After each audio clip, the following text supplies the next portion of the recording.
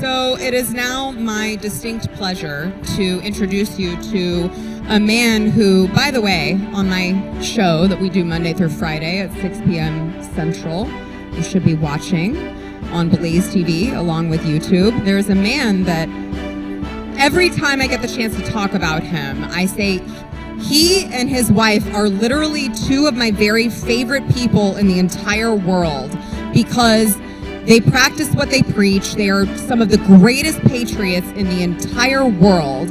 And I want to, if you guys are not familiar with Patriot Mobile, which you should be, I would like to just introduce you to Patriot Mobile, which is, if you guys are still with Big Mobile, I don't know why you're doing that.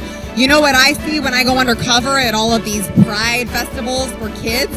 T-Mobile with their big float with trans flag on it, right? Don't support Big Mobile. They literally hate you guys. They wish that you didn't exist. And Patriot Mobile was founded by Glenn and Jenny Story, two huge patriots who believe you should be giving your money to people who support you, who back what you're doing, who are patriots just like you, who defend the Constitution, who defend the Bill of Rights, who defend the Second Amendment. And they are doing that over at Patriot Mobile. They're down at the border helping fight sex trafficking. I mean, these guys have been so instrumental in the conservative cause. And so if you guys are not on Patriot Mobile yet, I encourage you to go. Glenn, you're going to love this. I encourage you to go to patriotmobile.com/Sarah. You can get free activation with offer code Sarah. I'm kidding. But the point is, go there, check them out. There's no reason not to do it. They've got same national service you have now, except you're going to actually participate in the parallel economy. And so it is my distinct pleasure to welcome to the stage my friend, Glenn Story, the founder of Patriot Mobile.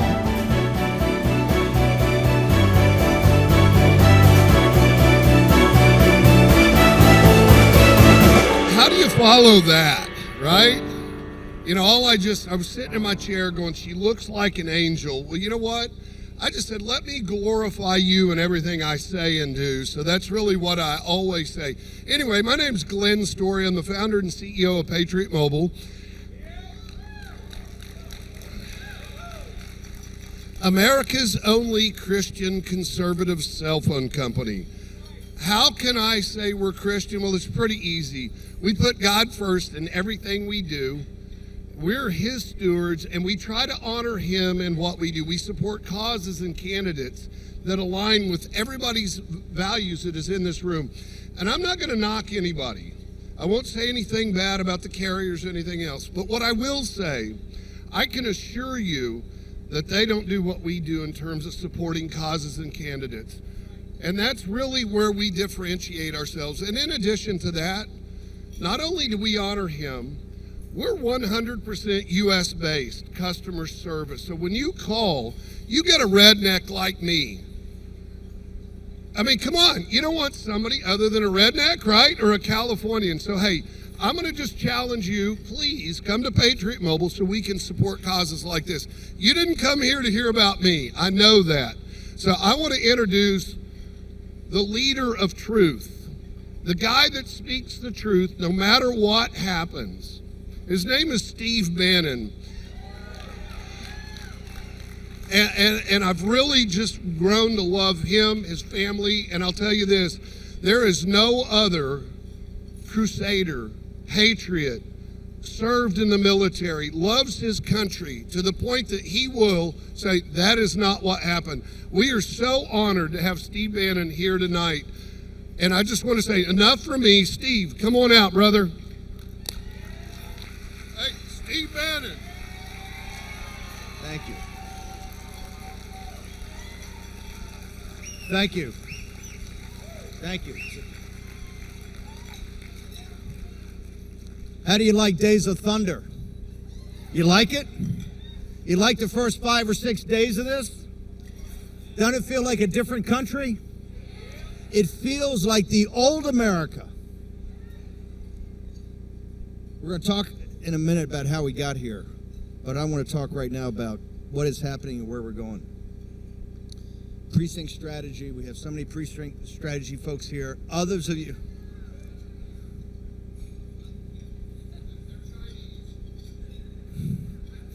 CCP's at it again. Is that better? Look, you know, if you watch Word, I can start yelling. I don't need a mic. Thank you all. Days of thunder, right? Look at those. Listen to the last 5 days. It's the scale of it, the depth of it, the breadth of it, and the urgency of it. Whether it's deportations at the border, it's getting the hostages out of Israel. It's starting to, on every aspect, stopping the kinetic part of the Third World War, deportations, military airlift, stopping DEI, naming the illegal alien invaders, right? Now, why to come here on the first speech of this new administration to come to Texas? Because you guys are the center of it. You're the center of taking on the established order. Remember, a couple years ago, Texas was purple, going to turn blue, right? Remember all the hundreds of millions of dollars that Soros put in here? And correct me if I'm wrong, we just won, President Trump won by what, 14 points? Ted Cruz by 9. That is you. That's MAGA. That's not the Texas establishment. That's not the folks fighting you guys in the House. That's you. And by the way, that's only the start. The reason I'm here tonight is Texas is the railhead of MAGA.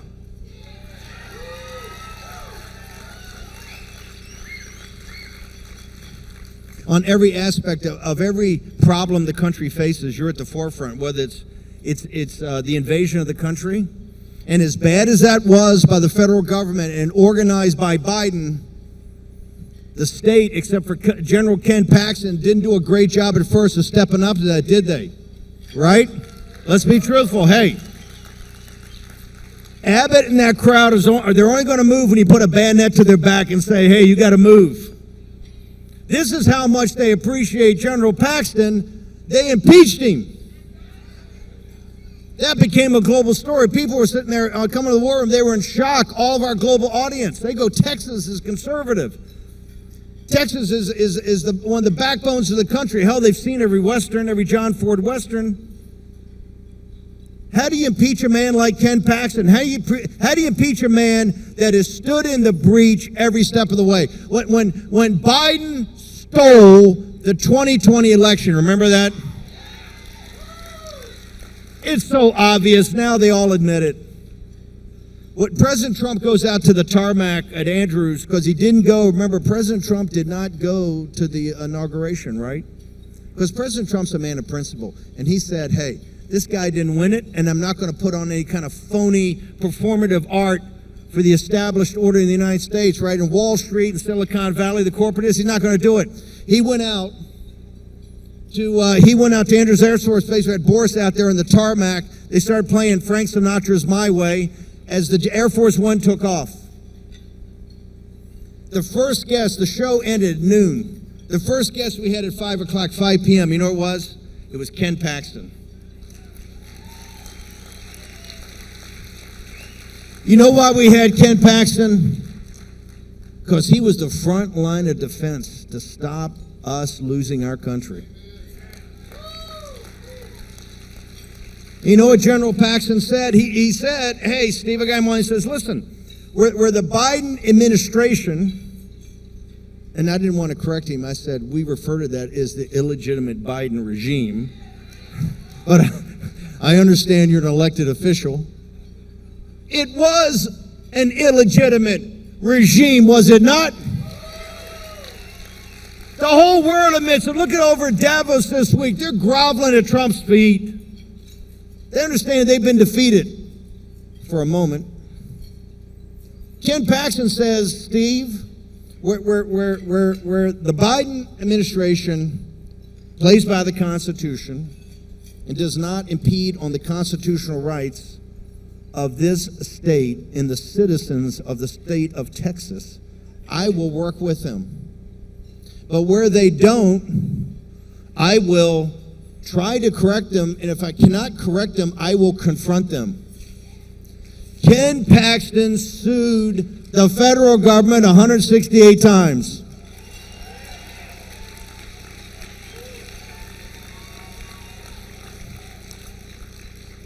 You know what his reward was? And by the way, to lead the nation of attorney generals in every category. You know what his reward was? They impeached him, right? If it was not for this crowd right here and you guys educating the war room posse, not just the posse here in the United States, but throughout the world, who were in shock, and you stood in the breach and defeated, having the back of people like Mitch Little, defeated the established order and said, over our dead bodies.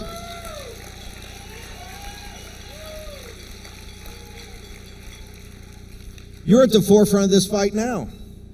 How can we just have a sweeping victory? Please tell me, in what universe does Donald Trump win by 14 points in a state that the opposition, these demonic people, put hundreds of millions of dollars to flip Texas, and we got South Texas. You have Hispanic American citizens down in the Rio Grande Valley in South Texas that are full MAGA. Let me repeat, Trump won by 14 points. Hell, Ted Cruz won by 9. You've now put it out of reach. Did you get rewarded for that? Did people say, we really appreciate you hard-working precinct strategy folks and the MAGA folks and all that? Did you get rewarded? No, you did not. They got right up in your grill. Think of the gall, and what they think of you to sit there and say, how many was it, 32 of them? 32 of them voted for Democrat. You know what they are? Let me be blunt. You're traitors. You're traitors. You're traitors. You're traitors. You wear the mark of Cain. You're traitors. There can be no compromise. Hell, I went to federal prison, and I'm proud I went to federal prison. I'm never going to bend the knee to Nancy Pelosi. I'm never going to bend the knee to Shifty Schiff. You know what that is? That's my federal prison ID. I carry it everywhere. I'm damn proud of it.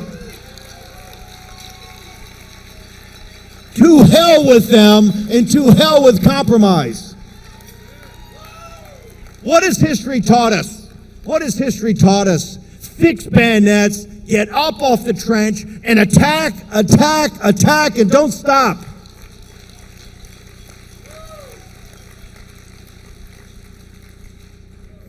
Think about this for a second. I want you to think about this. Donald Trump was at Davos. You know, he didn't fly in, but you saw him up there talking to the world. And you got Klaus Schwab. He's groveling. Mr. President, we're so glad you're here. Right? Groveling. They had Graham Allison the day before, the guy Henry Kissinger's partner at Harvard. They got him on video saying, hey, Trump was dead. He's talking to these guys in the forum. He says Trump was dead and he was resurrected. He was dead and we mocked him. For 4 years we mocked him. Talking about the Davos crowd, we mocked him. And then they're sitting there groveling. And the Bank of America sitting there, a bald-faced lie. We didn't debank anybody. To hell you didn't. To hell you didn't. Look at Trump. That's a leader. Look when he was in Notre Dame Cathedral. That's Charlemagne that's come back around those pygmies. That's a man. That's a leader. Look at him at Davos. They're all scared to death. And look at the humanity when he goes to North Carolina. And he's down the hills and hollers of Appalachia. And the First Lady's with him. People that have been forgotten, the forgotten man and woman. The Scotch-Irish that built this nation were born fighting. A lot of them came here to Texas too, right? You damn right they did. And looking at L.A., I are very familiar with property in Pacific Palisades. It's a lovely place. It's not the over-the-top Beverly Hills or Bel Air, but it's totally woke. It's 95% progressive. And they're sitting there in shock because of all the policies interconnected that caused that from the radical environmental to the DEI to all of it.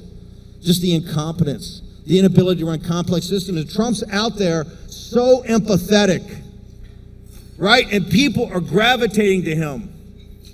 Please remember, always and everywhere, that the felony indictments that they put out, that they wanted to take him to trial on, had that individual just on the stolen election of serving 300 years in a federal prison. They wanted Trump to die in prison. Never forget that. They wanted that man, who is the leader of the world and is as great as General Washington and Abraham Lincoln. This is the age of Trump.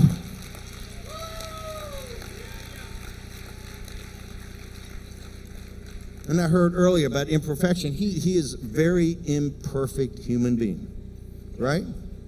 A very imperfect human being. As all of the revolutionary generation were imperfect human beings, as all of the framers were imperfect human beings, as President Lincoln was an imperfect human being, as General Washington was an imperfect human being. There's only been one perfect human being, right? Correct? And that imperfect human being who grows every day in stature. And why is that? Because you have his back. That's the only reason we came back. When he left to Mar-a-Lago, when he landed that day, I think the approval rating of 28%. Hell, they impeached him again. Remember that? A bunch of Republicans voted for it at trial. They never thought in a billion years we were coming back, right? Never thought that. That's why they debanked us. That's why they deplatformed. That's why they mocked us. That's why they mocked us in Davos. Hell, that's where we all got arrested. They all tried to put us in bankruptcy. Behind the scenes, you only understand half of what went on. But here's what.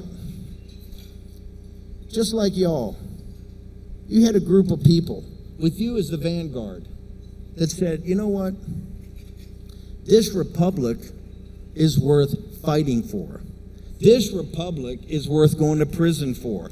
This republic is worth dying for. And to have the gall of having Trump win by 14 points, your reward is to have a bunch of phony Republicans vote with Democrats try to control the House of the state of Texas, one of the most important, powerful jobs in this union, and arguably our greatest state. Are you going to compromise? And there's nothing to compromise with. Mitch said it earlier. They got to be turfed out. I don't care how much money we got to raise, how hard we got to work.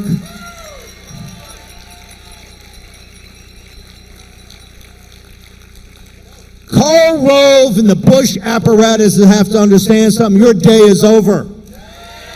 You've sucked enough blood out of this state.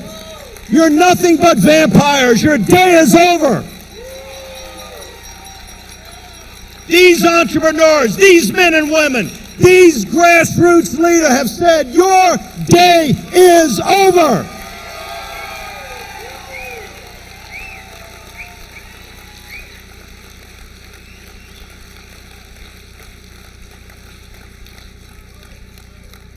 Fight, fight, fight, fight, fight. The moral clarity. Let's go back to Trump. Oh, he's imperfect, he's terrible, he's this, he's that. Yeah, he's all those things and a lot more.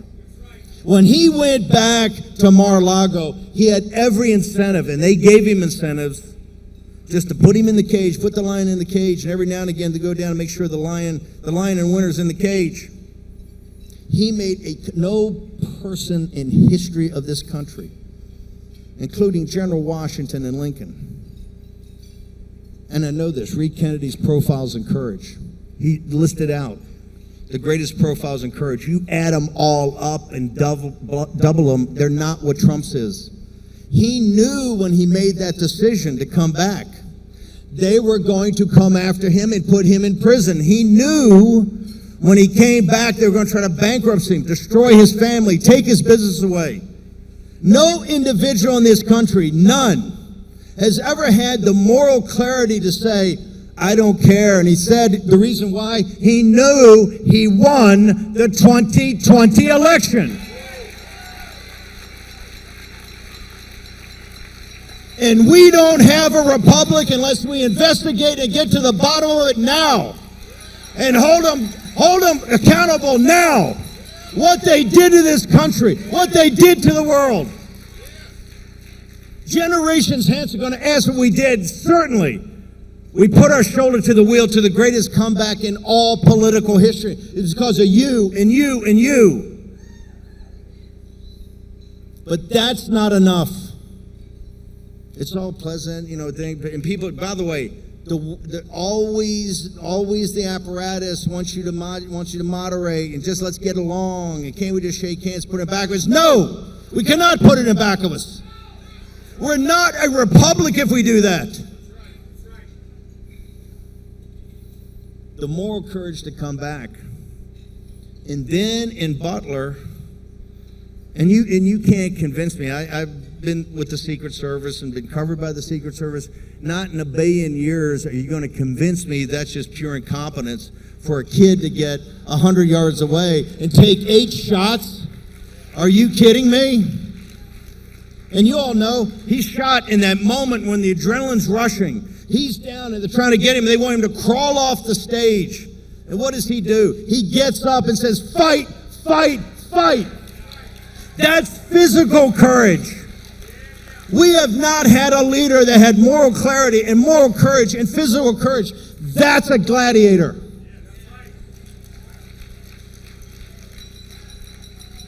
We're never going to have another Trump. These things come along. A Trump comes along like a Lincoln or a Washington. They come along every 100 years at best. This republic is so blessed, because we've had a couple of 3. So what do we have to do now?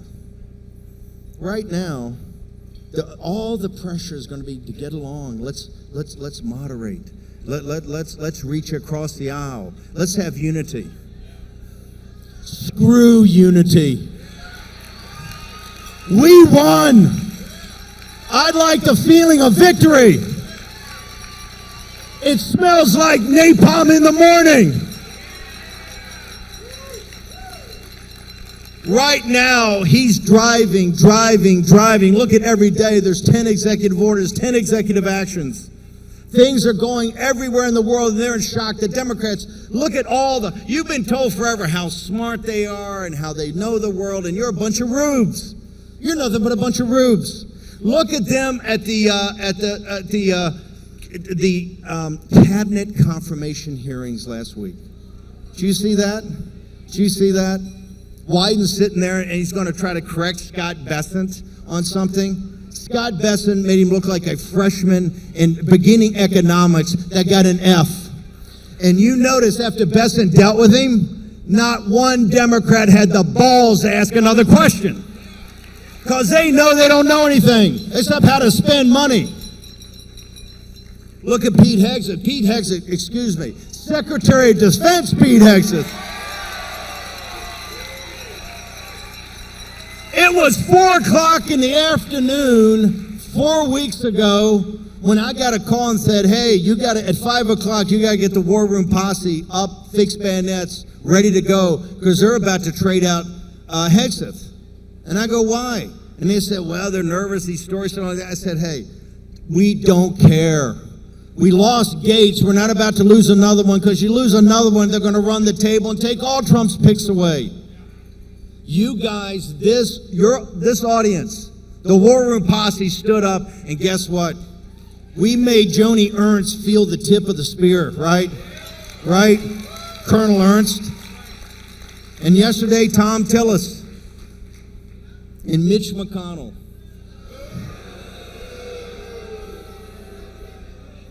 We got a problem that's got to be taken care of, right?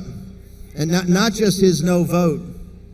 To humiliate the president, humiliate Pete Hegseth, and have the great J.D. Vance have to come down and vote to break the tie, right? What he said about Pete Hegseth. Pete Hegseth is a revolution in military affairs. Pete Heggs is the warrior ethos. Pete Heggs is these junior officers that fought these godforsaken wars, right? Kicking down doors in Afghanistan and Iraq, losing their buddies. You know, was it 25 a day commit suicide by PTSD on 2 wars we never should have been involved in? Brought to you by, wait for it, the Bush junta, right? Hegseth, revolution in military affairs. Marco Rubio, Senator Rubio, first thing he gets up and he says this is the end of the post-war liberal rules-based order. Because it's been gamed by the globalist elites, the party of Davos and the Chinese Communist Party to gut America. You got Scott Besson and Russ Vought talking about a new economic model. So here's what's happening. You have a geostrategic rethinking by President Trump. In the 4 years that President Trump was gone, he was reading, he was thinking, he was talking to people. You had, oh my gosh, I'm about to say the words you're never supposed to say, Project 2025, right? Project 2025. But you had down here in Texas, you had America First Priorities with Brooke Rollins and Stephen Miller. You had Russ Vought, our Center for Renewing America, right? You had Project 2025, you had Harris, you had all these groups that were thinking through the complexity of policy, right? And working on teams so we could hit the deck plates running this time. That's why it's Days of Thunder every day, and they're interconnected and interlinked. And President Trump, the strategy is becoming revealed now. What he wants, and you're seeing it, is to take what guys like James Monroe and John Adams and Thomas Jefferson always felt, the hemisphere, the Western Hemisphere. Now he's going to take it from Panama to Greenland, okay? And it's going to happen. The folks in Panama are not going to give our canal to the Chinese Communist Party. I'm sorry. Not on Donald Trump's watch. Not going to happen. And the folks in Greenland, you got the Danish Prime Minister. She's in meltdown. She trusted us on the phone and said, hey, if they vote for freedom, maybe they want to partner with the United States of America. I don't know. They'll do it. And this is sophisticated. You've made Fortress America, coupled with our allies, soon to be Bolsonaro back in Brazil, and Milei in Argentina. We have a hemisphere that puts America first, and America can then work with her allies and her partners in this hemisphere. Strategically, a Fortress America. And then President Trump has promised, we got to figure out how to pay for it, an Iron Dome. So when he leaves office, the homeland is totally 100% secured. From the Arctic all the way down to the Antarctic. And then we can pick and choose where we want to be. No more protectorates. No more protectorates in Europe. No more protectorates in the Middle East, right? In the Persian Gulf. No more protectorates in South China. We get to choose. If it's Taiwan and Israel, we make big commitments. And we pick and choose our allies. And our allies fight with us. They're not vassal states. We were never meant to be an imperial power. We're an anti-imperial power. The Revolution generation tells us over and over and over again, hell, if they wanted to be part of an empire, they would have had the best deal in the world. They said, we're not going to do this. We've seen how the crown has corrupted commons and how the little guy doesn't have a voice and how they hand out monopolistic power to the British East India Company. We don't want that. We're not going to do that. We'd rather take a hangman's noose chance against the crown to get freedom for the American people. And they fought for 8 years to get that freedom. You, that isn't our DNA. This is what Trump brings out. That's what's make America great again. Geoeconomically, President Trump says today, hell, I may do away with all taxes. Because he understands, look, this market's the most robust, healthiest market in the world. Through the golden door is nirvana. Why do we let businesses in here for free? Up until 1911, 1913, 100% of the revenues came externally. Is that going to happen overnight? It's not, but it's a different mindset. The mindset is, hey, the American citizens, the entire apparatus is on your shoulders, right? The full faith and credit of the United States government, not the Federal Reserve, it's not the Treasury, it's not the SEC, it's certainly not the lords of easy money on Wall Street. They bail on you in a second or want to bail out. It's the average person. That is what Burke told us. It's the little platoons that self-organize and have the solidity of the local community, the Little League coach and the Girl Scouts and the Boy Scouts and the Kiwanis Club, or at least the Girl Scouts and Boy Scouts in the old days. Let me put an asterisk on that. But it's the churches and the synagogues and the cops and the teachers, the plumbers. It's the average American, right? That won the revolution, won the Civil War, won World War II. That's what we depend upon. That's the backbone. And we've put him last. Trump understands not in the room, not in the deal. He's put us in the room. He put the little guy, the forgotten man and woman, that person in Appalachia, in the room at the head of the table. And that's why they hate him. He's a class traitor. And they hate him with a burning passion. And that's okay. We feed off that hate, right? Because we understand what has to happen here to turn this country around. What we have to do, and you saw it in this election. Did I repeat that we won Texas by 14 points?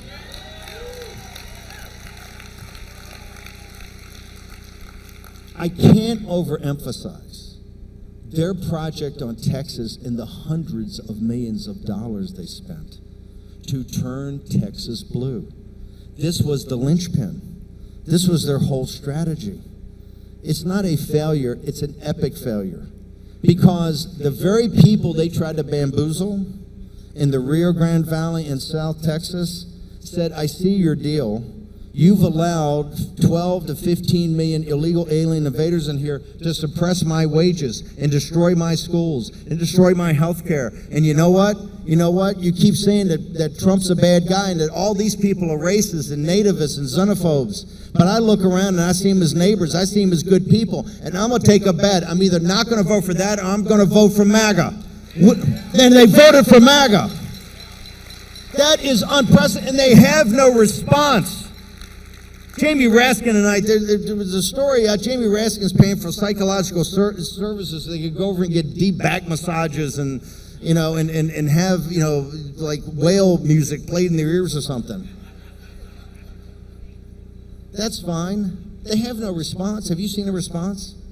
MSNBC's numbers have dropped down 2/3. You know why? We watch MSNBC and CNN all the time. You know why? MSNBC lied to these people. Bald-faced lied. They lied about Trump. They lied about you. Most importantly, they lied about where they stood, where Kamala Harris really stood. So on election night at 10 or 11 o'clock, you can see it just cut off and just drop.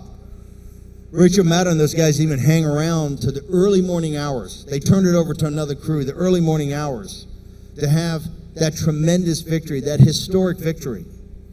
Now remember this, as you were doing the precinct strategy, for all those years, there were people working on these policies. There were people working on these interconnections. There were people working on plans, developing plans and action items to hit the deck place running. Look what's happened in the last couple of days. It's 100 executive orders, and then it's 100 executive actions, and there's more than that. I came in here today. There's another 10 or 15 since I got off the plane, right? Flood the zone. Flood the zone. Overwhelm them. Don't ever let them get back up. We got them. It's attack, attack, attack. Stay on offense, stay on offense, stay on offense. Never let them regroup. Run the tables. And all they're going to be saying, all the same people that were traitors here in this house fight are going to be saying, you got to moderate. We have to reach consensus. We have to have unity. Screw you. Right? We're winning, and we're going to win more. Until we get tired of winning.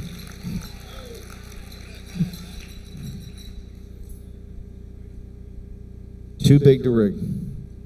So The greatest comeback in political history because of you. Now, they're really returning America to her greatness because of you and having President Trump's back. Okay? Now, there are a couple of 3 dark clouds on the horizon.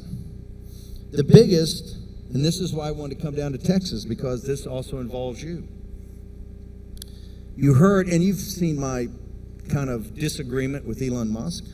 And I'm the first guy to say, Elon came in and he did something extraordinary. He backed the grassroots play. Back in May and June, there's always voices around Trump. Moderate. Don't be Trump. Don't be so abrasive, aggressive, all of it. Tone down. Go for that mythic suburban woman, right? Who's just sitting there waiting for Trump to be nicer. So she's going to vote for Trump. Believe me, that is like a unicorn. That does not exist. Our theory of the case was about you. That this is a MAGA base plus election, right? It's MAGA with the plus is 2 things. Number one, it's all the low propensity, low information voters that are there that will vote for Trump that don't normally come out. And you've got to get them out, and that's ground game. You guys were magnificent. This is the Scott Presler changed the electorate to get those registered, right? But then it is a massive effort of volunteers to do it. In addition, the icing on the cake is the Moms for Liberty, the Moms for America, the disaffected moms, right? That coalition can get you 55% of the vote, maybe 60, but you got to go get it. And Elon came in his engineering mind, he saw that. That's the play with all the voices around President Trump. Elon saw that this made sense. He wrote $250 million check. Remember, when people write money, you see all these donors, they write hundreds of millions of dollars, all this. That's over an entire cycle. This brother wrote it in 5 months. That is what provided that infrastructure of professionals at top that could organize and help organize everybody and the data and get it out. Particularly in places like, I don't know, randomly, Pennsylvania, Michigan, and Wisconsin, the Blue Wall. And Presler and the grassroots movement has turned Pennsylvania kind of to the new Ohio and New Jersey to the new Pennsylvania. If we have a fair count in the 2030 census, first off, if we don't count the illegal aliens or the non-citizens, Democrats will never win again. Impossible. And we'll control the House forever in the Senate. Fact. I was the guy in back of trying to get into the last one, and we had everything approved, and then certain people around President Trump, as they want to do, no, you got to compromise. No compromise. But even without that, it's going to be 8 to 10 seats. You know where a lot of them are going to go? Texas. Why is that? Are folks moving to Texas in record numbers and want to be Texans? Are they doing it because of the traitors that were in your house and sold you out? Do they want more democratic government? Is that where they're coming down to Texas? No. They're coming for you. They understand that you're decent people with common sense. And that's where they want to raise their families. With decent people with common sense and good values. It's quite simple. Here's what we got to talk about, though. The most serious thing in the age of Trump, because when this is all over, right? They won't remember Tucker or myself, or they'll remember Trump, and they'll remember MAGA. That a guy, a billionaire real estate guy, came out of Queens, New York, in Manhattan, and led the greatest populist nationalist movement in the history of the world. And in leading it, saved his country, the greatest country in the world, that was in managed decline by the elites that had made more money on the way down with America than they made on the way up. It's a great historic. This is why people said, well, Steve, I said, listen, it wasn't that hard. He's on the hero's journey. The story has to end with a victory and then him turning the country around towards former greatness. It's obvious in the dynamics of American history. But I want to leave you, we have other work to do. And by the way, Elon and Doge, I've been his biggest supporter to deconstruct the administrative state pay. And it has to happen now. Because there's not going to be any more CRs. We're in March, we got to have a spending bill. And Doge has to step up, and you got to show us where the $1 trillion of spending cuts this year. Don't let these guys, they're already starting it. There's $3 trillion of cuts here, there's $5 trillion of cuts here. Then you look at the small print over 10 years. I don't want to hear about 10 years. This is a turnaround. I want to know about this year and next year, and that's it.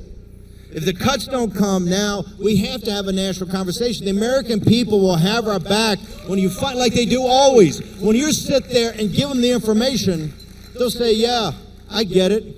At Danbury, they called me in the second day and said, look, everybody's got to have a job. We think we got a job for you. I said, what's that? And they said, well, we want you to teach.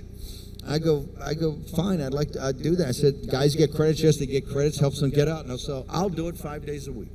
Just, give me a course. I said, well, we actually have a course. A guy here taught it, but he's left. I said, fine. And he said, what is it? They go, civics.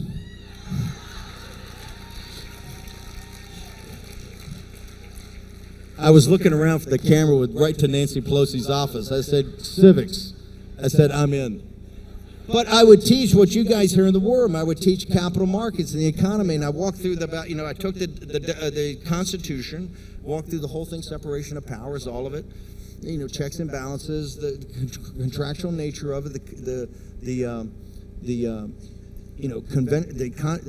why it's a compact and a contract. Walked them through that, and then brought it to modern times and talked about House, Senate, the presidency, and then talked about how it's financed, the Treasury, the bond market, the Federal Reserve. And I started talking to him about the $36 trillion in debt and how it's financed. And a young black guy in the back says, Mr. Bannon, could you do this over again? Just walk us through one more time. So I said, fine. So I go through, and he goes, is that really the way that we finance the United States government? I go, yes, sir. And he goes, and we're the criminals?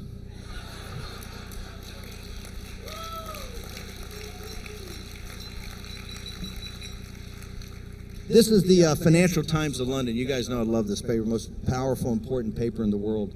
The new Republican factions, and it's got a picture of Elon and myself and the president in the foreground. And it talks all about. Well, it talks about the differences. And look, let me be brutally frank. We have to put American citizens first. There is no legal immigration in this nation. All of it basically has become a con and a scam. And there are many people here in the audience tonight that came in legally. But the system has been so abused, right, to basically help corporate interests, and particularly Silicon Valley. And the progressive Democrats, they have the gall to call these guys Trump's oligarchs. Silicon Valley is the most progressive place. All these guys were progressive Democrats until late in the evening on the 5th of November. About 10 o'clock, when Rachel Maddow took her bony ass off the seat and went home, because she didn't want to stick around anymore, right? Because Pennsylvania was gone. That's when Mark Zuckerberg had his Damascene moment. The road to Damascus for those guys was right then, right?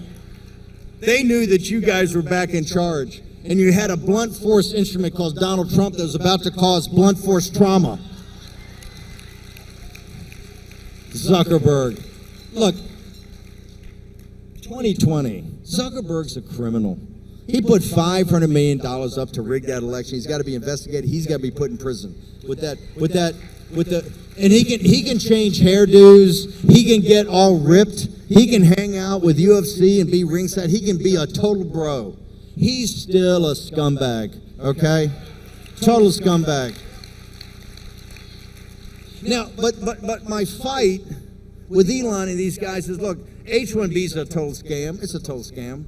I ask them all the time. I say, you got millions of guys here. Just show me one.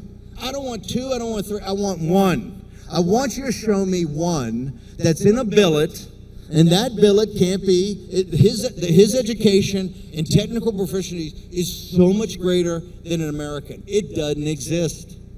It's all to cut their costs by a third to 50% and have compliant indentured servants. These poor folks come out here from South Asia or from China, because that's where 100% come from, and they live in a condo in Silicon Valley, hoping to get the green card to allow their family in here. That's not America. We got out of the indentured servitude business in the 19th century. I think I remember us fighting a war about this, right? We freed the slaves and no more indentured servitude. That's not America. And it's suppressing wages. It's destroying a generation.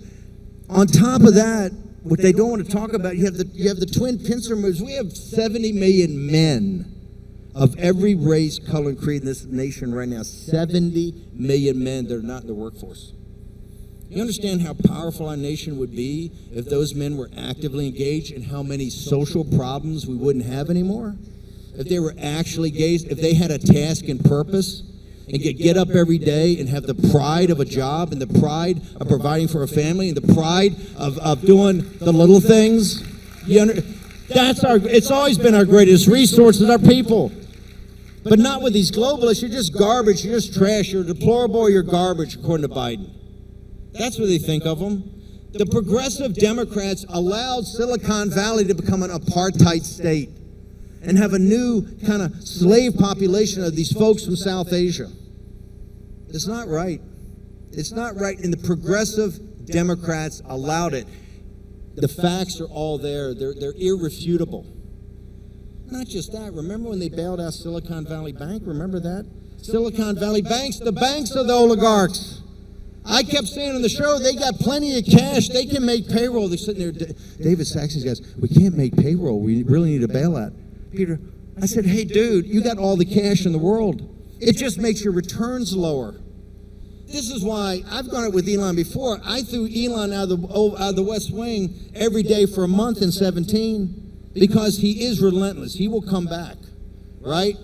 Like I said, Elon, didn't we have this conversation? It was very simple. He wanted people making, what does the average American make? 42, 45,000 bucks, 47?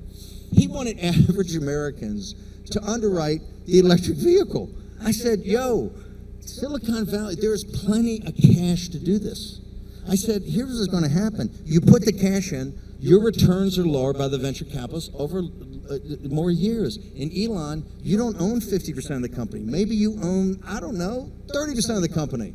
But it's on your watch. It's not, the average guy can't do this. Next day, come back, same conversation. Finally, President Trump, we pulled it, right? You have to. What we've allowed in Silicon Valley is an apartheid state that abuses American citizens. Destroys, because this is 95% young men. It's destroying a generation of our young men. We can't stand for that. You add on top of it artificial intelligence. Artificial intelligence is not going to be taking blue-collar jobs. They'll take some factory jobs, maybe some at the shipyard. President Trump's trying to stop that. But the principal jobs are going to be managerial, administrative, and tech at those entry-level jobs. It's going to wipe it away in a couple of years. What are you going to do then? People don't have that ability to get that first job, that second job that gets you some momentum, and you learn how the world works. You remember when you first started. That's all going to be gone. So what are we going to do about it? More importantly, the pact, we made essentially a deal. The elites in this country made a deal with the apartheid state. And this is what it was. We will allow you to take university research, and we will allow you to take DARPA research and weapons lab research paid for every one of you. We will let you take that research, that intellectual property, and we will let you create monopolies around it, and we will let you become the wealthiest people on earth. But the trade-off is you have to make us the dominant technological power on man's earth. And what do we know in the last couple of months? In the shocker that happened the other day with, what is it, DeepSeek, the Chinese artificial intelligence company, which has stolen a lot of this, but it's 10 times better than what we've come up with.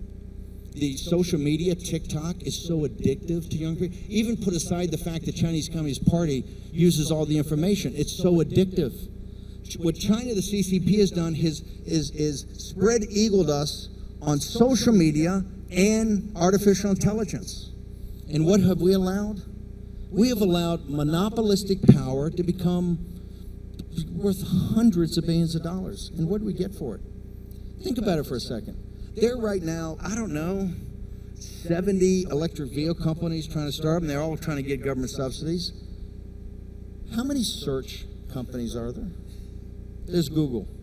And I think you got DuckDuckGo, right? That's been around for 10 years. Search is a cash machine. We've had no antitrust in these people. This is monopolistic power. They've been living off of intellectual property of universities and DARPA and the Defense Department paid for by taxpayers. They've been living off that, and they haven't delivered. They haven't delivered. That's one. Two, they're abusing American workers. But three, and the most important, and the subject tonight I want to leave you with, because your common sense and decency is passed down from the Texas Republic and people who came out here in this unforgiving land, right? And made this state a powerhouse in the world. Artificial intelligence, what we're hurtling to this thing called the singularity with CRISPR and biotechnology and gene splicing and advanced chip design and quantum computing and regenerative robotics and artificial intelligence. And I'm telling you, we don't have control of this. We don't. The good people are not making decisions. You have these oligarchs, these billionaires created by radical left Democrats because they were all progressive Democrats, all of them, until the evening of November 5th when you defeated them and they surrendered. They are going down a path that is so dangerous. So dangerous. Yes, it has upside, but the darkness and the abyss is unfathomable and bottomless. What did our Lord and Savior Jesus Christ say in the Gospel of Mark? And remember, Mark is an eyewitness of Peter. It's an eyewitness of Peter. The one guy that he gave the authority to, right? A common working man, a fisherman, that was next to him for 3 years and watched it all. And he said, when I'm out of here, it's on you. It's on your shoulders. And he gave the evidence in his gospel, his truth, to Mark to write. And what does it say? I think it's in Mark 13 when he sends the disciples and the apostles out the first time to with some powers and to go teach and preach and cure.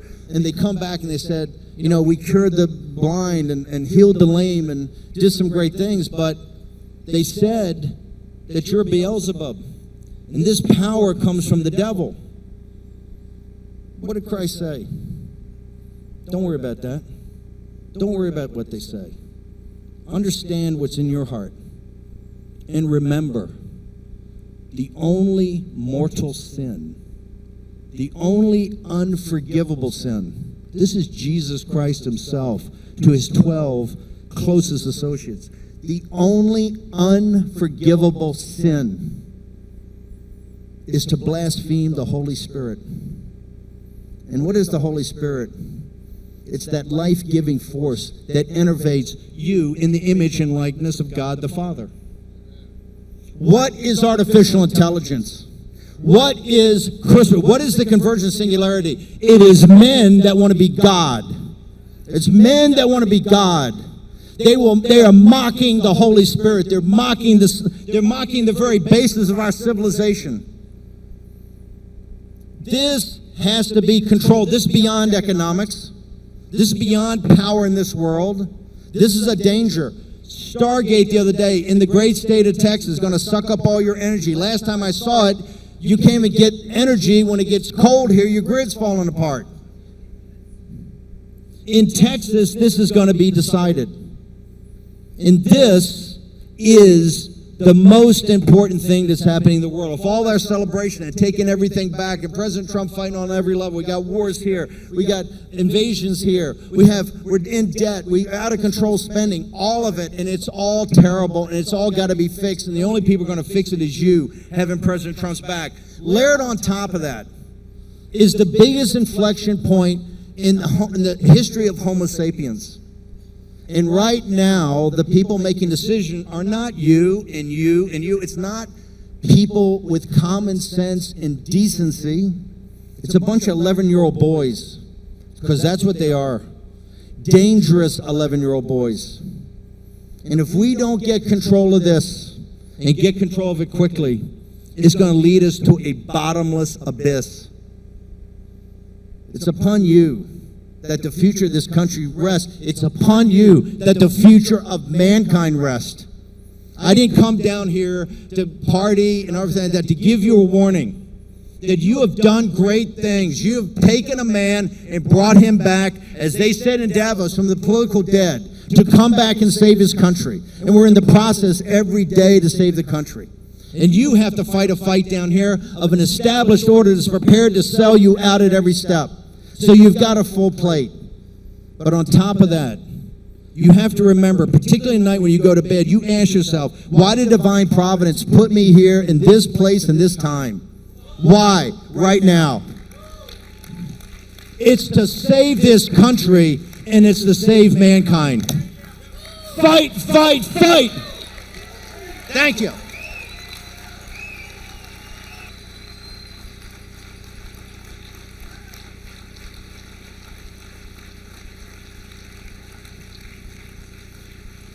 Denton, is this on? Okay. Is this on? Okay. Hold it. I thought it was this reminds me of my mom coming up and threatening to hold it. Threatening to wash my mouth out with soap. Denton County wants to thank you. Did I turn this off?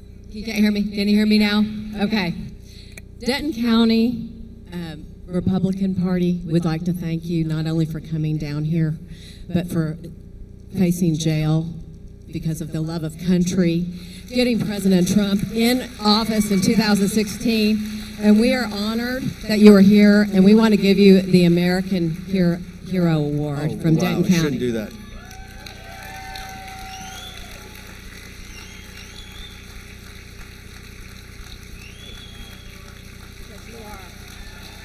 You are a true American hero. Thank you so much. Thank So you honored. for coming down. Thank you so you. much. I will say this. When I went to prison, they thought they were going to break me. I came out of prison harder and more empowered than ever. And they ran to the White House to get preemptive blanket pardons, all of them. And we're going to send them all to prison. Thank you, folks.